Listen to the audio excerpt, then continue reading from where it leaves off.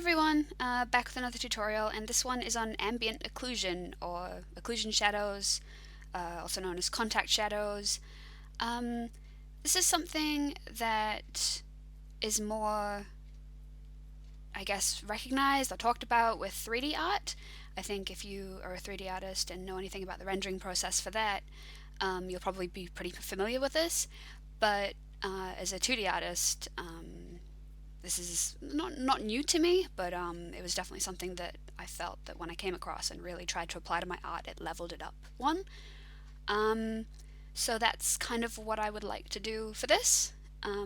Just really quickly from the Wikipedia article, it says that well, it says a lot, and it's got math here, but as you can see from the images, just gonna look at those.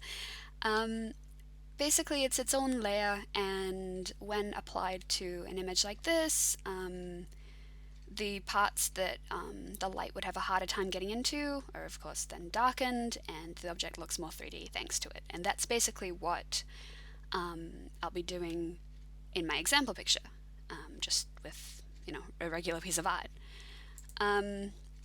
Most of the results you'll find when looking it up on Google Images or anything, they are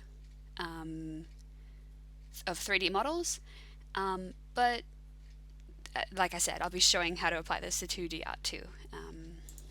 I think it's pretty impressive the level up it can give these models. So just as a real life example really quickly, here it's contact shadows, ambient occlusion shadows. They're all to do with the relationship of objects, and I found that practicing this and using this technique has really helped me sort of think about and consider how the objects are in the scene. And as such, I think honestly my form's improved a bit, and just it's a sort of thing that as I've practiced this, I've gotten better with my form, and then the ambient occlusion shadows have further helped out that form, and it just exponentially, I think, is something that has continued to help me and will help me. As you can see, as the fingers are touching, there's quite dark shadows there, and also because of the wall behind me. This isn't to do with any kind of light source, this is all in shadow, I made sure of it, and because my hand is resting quite close to the wall, that's why that dark shadow here is showing. So just quickly, this is the artwork I'll be applying it to. It'll mostly be to Giorno. Anyone who knows me knows that I absolutely love JoJo's Bizarre Adventure, and this is another fan art of JoJo's Bizarre Adventure. It's not that complicated of a process, it's just airbrush tool. I know how much some of you love the airbrush tool. Airbrush tool, as soft as you can get it, and then I've personally got it on a 30% density. You can mess around with that, decide what works best for you, but for me, I feel this is pretty good. Just really quickly, I'll demonstrate sort of the really basics of what we'll be doing. So, the occlusion shadows aren't just dark lines where things are indented or touching. Usually there's one soft edge and one hard edge, and if I just do this, you can see that immediately this sticks out, this side sticks out, and this side sort of recedes because there's this dark indent, and you can tell that these are two separate forms, and it sort of, I guess, looks like a step up. If I hold on, whoops, Control C.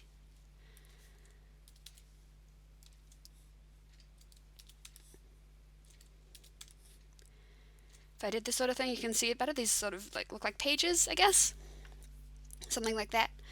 But that's basically it for the technique. It's just an application. I use, well, you can just all do on one single layer. I'm gonna go a little bit more complex and stick them all in a folder and set that folder to multiply instead, because I just want to make sure that all of the forms I render aren't on the same layer. So if I do something in the front and then have to do something in the back, I won't have to erase and all that. But that's just a precautionary thing. It's really applicable. You can do this all in one layer if you want. Um, this it'll be speed occlusion shadow layer application. um, the sped up part of the video, just where I quickly showcase all of the process.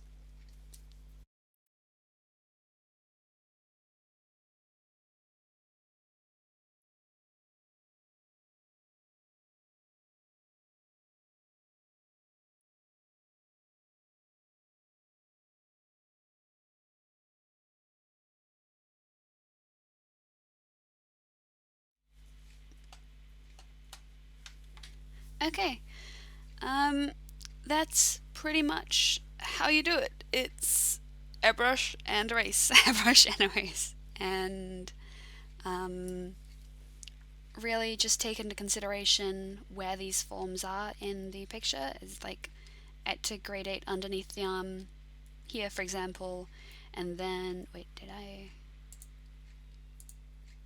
Which layer is it on?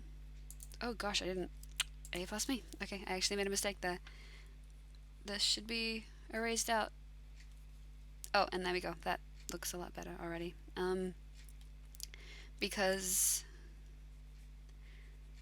this object, this arm, is not resting on here. There's no light being blocked out. So this is a pretty decent example of here's a hard edge, here's a gradation soft edge.